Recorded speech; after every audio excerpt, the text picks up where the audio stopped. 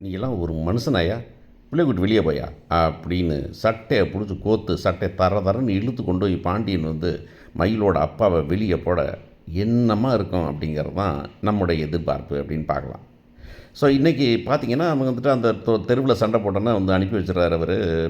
Auto பிடிச்சு அந்த பொண்ண. "மயில் நீ போம்மா வீட்டுக்கு" அப்படின்னு. வீட்ல பார்த்தா, வீட்ல ஏன் அழுதுகிட்டு இருக்கான்னு அந்த அம்மா பேசிகிட்டு இருக்காங்க.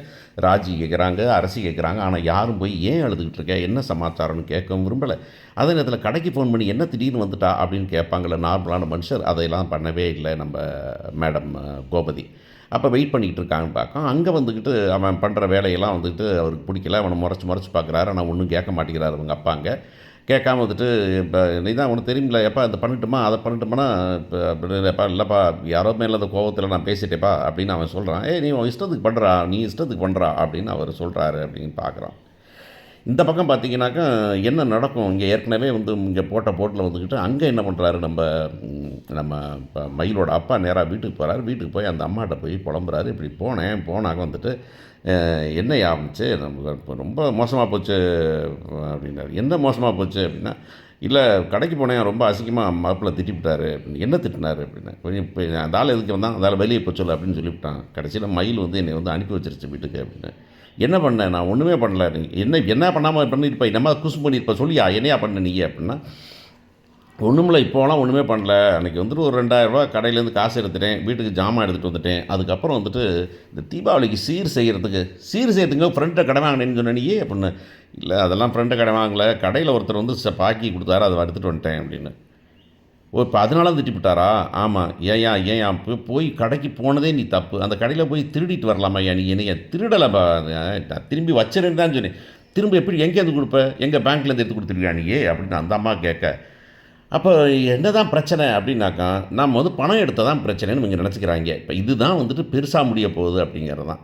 அங்கே பார்த்தீங்கன்னா, வீட்டுக்கு போகிறாங்க. வீட்டுக்கு போயிட்டு சரவணன் போகிறாங்க. போனோன்னே அந்த அம்மா "என்னப்பா, நான் மயிலை சாப்பிட கூப்பிட்றேன், வரமாட்டேங்கிறா. என்ன நடந்துச்சு, ஏது நடந்துச்சு?" அப்படின்னா, "ஒன்றும் நடக்கலம்மா" அப்படிங்கிறான். "ஒன்றும் நடக்கலன்னா நான் பேசிக்கிறேம்மா மயில்கிட்ட, நீ போம்மா" அப்படின்னு சொல்கிறேன். உடனே என்னங்க நாங்கள் அதான் சொல்கிறான்ல, அவர் பெரியவர், அவர் பார்த்துக்கிறேன்னு சொன்னார்ல, அவனை அப்படியா வளர்த்த நம்ம? அவன் எப்படி நினச்சேன், திருட்டு மோசமாக போயிட்டான் அவன். அவன் வேணா எனக்கு சோத்தா போடு அப்படிங்கிறார். இங்கே சோத்தா போடணுன்னா அந்த பிள்ளையை போய் சோத்துக்கு வான்னு கூப்பிட்றாரு. போய் சாப்பாடுக்கு வேணாம், அந்த பிள்ளை வேணாங்குது. இல்லை வாரேன் வான்னு சொல்லி கூப்பிட்டு வந்து உட்காந்து சாப்பிட வச்சாக்க முறைச்சி பார்க்குறான் அவன். இந்த பிள்ளை அவனை பார்க்குது, பயந்துக்கிட்டு நடுங்கிக்கிட்டு அழுத மாதிரி பார்க்குது. அவன் முறைச்சி பார்க்குறான். முறைச்சி பாரு, "டேய், என்னடா சோத்துன்றா, என்னடா முறைச்சி பார்த்துட்டு இருக்கிற நீ? ஏதாவது சோத்துன்றா" அப்படின்னா, உடனே "இல்லைப்பா, நான் சாப்பிட்றப்ப." "எனக்கு ஏன்ப்பா அப்போ என்னமோ பண்ணிட்டு போகிறாங்க, விடுங்கப்பா" அப்படின்னு கதிரே சொன்னேன். "ஏய், நீ வாய மூடுறா நீ" அப்படின்னு சொல்லிட்டு, நீ சாப்பிடு போய் சாப்பிடு. "மயிலு, நீ அவனை பார்க்காம நீ சாப்பிடுமா" அப்படின்னு சாப்பிட வைக்கிறாங்க. சாப்பிட்டு முடிக்கிறாங்க. முடிச்சோன்னே அந்த பொண்ணு கையில் நம்ம கை கழுவ தண்ணி கொண்டுறது, துண்டை கொண்டாந்து கொடுத்து இவன்ட்ட கொடுத்தோன்னு தூக்கி எறிகிறான் அவன். "ஏய், என்னடா பண்ணிகிட்டு இருக்கிற நீ?" அப்படின்னாரு. "ஒன்றும் பண்ணலப்பா" அப்படின்னு சொன்னாங்க. "என்னடா பண்ணிகிட்டு இருக்கிற நீ? ஏன்டா உங்கள் பிள்ளைய கை நீட்டி அடிக்கிற மனுஷனடான்னு இத்தனை வருஷம் பார்த்துருக்கேன், நான் கை நீட்டி வச்சுருக்கேன்டா, என்னடா பண்ணேன் இதுக்கு?" அப்படின்னாக்க, "இல்லை, ஒன்றும் இல்லை." "ஒன்றும் இல்லைன்னா ஒன்றும் இல்லை ஆகிறதுக்கு கிடைப்பா? ஏம்மா என்னம்மா நடந்துச்சு?" அப்படின்னா, "இல்லை மாமா, குழந்தை பிறந்த பழக்கலன்னு." "ஏய், பொய் சொல்லாதடி நீ" அப்படின்னு சொன்ன உடனே, "ஏய், எதுக்குடா சொல்கிறேன், நான் இப்போ பேசிகிட்டு இல்லை, அதுலேருந்து என்னைய பிடிக்கல, வேறு யாரையோ பார்த்துக்கிட்டு இருக்காரு போல இருக்கு, அதனால் பிடிக்கல" அப்படின்னா, "பா, பொய் சொல்கிறாப்பா அவ" அப்படின்னு. "என்னடா பொய் சொல்கிறா? அது உண்மை பிள்ளை தான் சொல்லுது, பார்த்தா தெரியுதுல்ல, அந்த பிள்ளை பாட்டு அது பாட்டில் சூசான்னு வேலை பார்த்துக்கிட்டு இருந்துச்சு, கம்முன்னு இருக்குதுடா, அந்த பிள்ளை போய் நீ வம்புழுத்துட்டே இருந்தீனாக்கா அப்போ என்னமோ பிரச்சனை இருக்குன்னு தானடா அர்த்தம்" அப்படின்னு. "அதெல்லாம் ஒரு பிரச்சனை இல்லை, பேசி தீர்த்துக்கிறேன் விடுப்பா" அப்படின்னு சொன்னாக்கா, இந்த பொண்ணு "ஆமாம்மா, நாங்கள் பார்த்துக்குறோம்" இல்லை. "ஏய், அதெல்லாம் பார்த்துக்க முடியாது, நான் தான் பார்த்துட்டு ஒரு வாரமாக நீங்கள் பேசிக்கிட்டே நீங்கள் ஒருத்தர் சண்டை போட்டே இருக்கீங்க, சண்டை வளர்ந்துகிட்டே இருக்குது, என்ன பண்ண" அப்படின்னு அவர் சத்தம் போட்டேன்னு. "எப்பா பேசாம." "இல்லைப்பம்மா, நான் ஒன்றும் சொல்லலாம்மா, நான் அதெல்லாம் தான் இருக்கிறேன், அவர் தான் மாமா என்னமோ பண்ணிகிட்டே இருக்காரு" அப்படின்னு. நான் கடுப்பாகி வந்துட்டார். "ஏய், உண்மையை சொல்கிறேன் எல்லாத்தையும்" அப்படின்னு. "என்ன உண்மையை சொல்கிறது? உண்மையை சொல்றி" அப்படின்னு சொல்லிட்டு போய் அடிக்க போனோன்னே, அந்த பிள்ளை கீழே விழுந்தோன்னே இவர் உடனே கையை வாங்கிறார். "என்னடா நினச்சிட்டு இருக்கிற?" அப்படின்னு கையை வாங்கி 2 இழுத்துறாரு.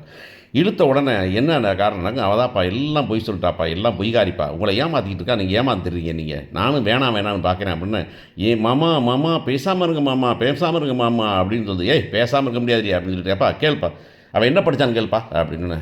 "என்னடா அது? என்ன படித்தான்னு கேள்ப்பா, என்ன படித்தான்னு சொன்னாங்க." "எம்ஏ இங்கிலீஷ் லிட்ரேச்சர்" அப்படின்னு இந்த பக்கம் அரசு சொன்னேன். "எம்ஏ இங்கிலீஷ் லிட்ரேச்சர் தான் படிக்கல, அப்போ காலேஜுக்கே போகல." "என்னது காலேஜ் கரஸ்பாண்டன்ஸில் படிச்சிடலாம்?" "கரஸ்பாண்டன்ஸில் படிக்கவே இல்லை, +2 முடிச்சவரை தெரியுது, அவ்வளோதான், முடிஞ்சு போச்சு. பொய் சொல்லியிருக்காங்க இத்தனை வருஷமாக. உங்களை ஸ்கூல் அனுப்புறீங்களா ஒரு ஃப்ரெண்டு வீட்டுக்கு, நல்ல வேலை கடைக்கு, அந்த ஸ்கூலுக்கு போயிட்டு அவள் போகாத காரணம் தெரியுமா, அவள் சர்டிஃபிகேட் இல்லை, அவள்கிட்ட படிக்கவே இல்லை" அப்படின்னு சர்டிஃபிகேட் தொலைச்சி பிடிச்சாராங்க. தொலைக்கலாம் இல்லை, சர்டிஃபிகேட் வாங்கலாம் தொலைக்கிறதுக்கு அப்படின்னு இவர் ஷாக் ஆகி அப்படியே உட்காந்துறாரு. உட்காந்துனேன். சரிடா, படிப்புலாம் நம்ம வந்துச்சு, என்ன பிரச்சனை? படிப்பு இல்லைன்னா போயிட்டு போகுது. படிப்பு இல்லைங்கிறத யார் கேட்டப்பா? நம்ம படிக்கவா சொன்னோம்? நம்ம உண்மையை சொல்ல வேண்டியதானப்பா அப்படின்னு சொன்ன உடனே அதுக்காக போய் இப்போ தடுத்துப்பியடா, சரி விடுறா அப்படின்னு. ஆமாம், அது மட்டும் இல்லைம்மா, அவள் வந்து 2 வயசு என்னை விட கூடம்மா, இப்போ டேட்டாவை பற்றியே மாற்றி சொல்லியிருக்காங்க. என்னது டேட்டா பற்றியே மாற்றி சொல்லியிருக்காளா அப்படின்னு. ஆமாம், பிறந்து 2 வயசு என்னை விட கூட, நான் 28 வயசு, அவளுக்கு 30 வயசுமா, அன்றைக்கி போய் சொன்னால் ஞாபகம் இருக்கா உனக்கு அப்படின்னு ஒன்று. அந்த அம்மா அசந்து போய் உட்காந்துருது. இவ்வளவு தான் பொய் தானா, இன்னும் பொய் இருக்காடா இது அப்படின்னு அவரே அசந்து போய் கேட்குறாரு. கேட்டுக்கிட்டு இருக்கும்போதே அந்த மனுஷன் வந்துடுறாரு. யார் அவர்? அவங்க அப்பா அம்மா 2 பேர் வராங்க. உள்ளார வந்தோடனே, சம்மந்தி ஒன்றும் அன்றைக்கி வந்து ஒரு அவசரத்துக்கு வேணும்னு சொல்லி 10,000 எடுத்துகிட்டு போனேன், அவ்வளோதானே. என்னது 10,000 எடுத்துகிட்டு போனீங்களா? எங்கேருந்து? இல்லை, ஒருத்தர் கடன் பாக்கி கொண்டாந்து கொடுத்தாரு சம்மந்தி, அது இந்த புத்தியட்ட மனுஷன் வந்துட்டு பணத்தை எடுத்துகிட்டு வந்துருக்காரு, பிள்ளைக்கு சீர் செய்யணும், ராஜிக்கு சீர் செய்கிறாங்க, அந்த பிள்ளைக்கு சுகன்யாவுக்கு சீர் செய்கிறாங்க அப்படின்னோடனே இவர் சீர் செய்யணுங்கிறதுல வந்துட்டு எடுத்துகிட்டு விட்டார். திருப்பி கொடுத்துடலான்னு தான் எடுத்துகிட்டு வந்துருக்கிறாரு. ஆனால் இப்போ நான் சொல்லாமல் விட்டார். அதுக்காக போய் மயில போய் வந்துட்டீங்க.